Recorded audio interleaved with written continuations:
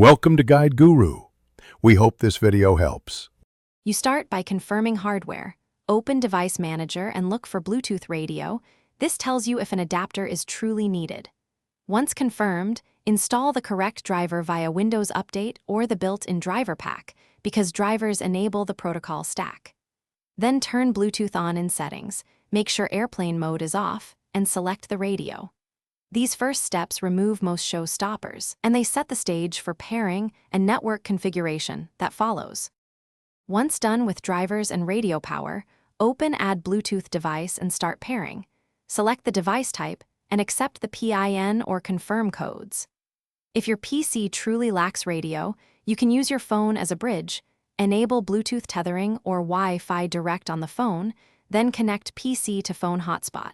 This emulates Bluetooth peripherals for some use cases. Make sure Bluetooth support service and profiles like hands-free or file transfer are running, because those services handle connections and audio routing.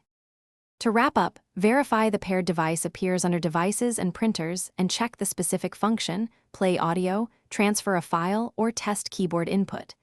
If functions fail, restart Bluetooth support service and reboot the PC, because cache states often block reconnection.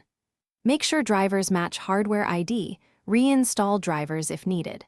As a final rapid test, try a cheap USB Bluetooth adapter. It isolates whether the issue is hardware versus configuration.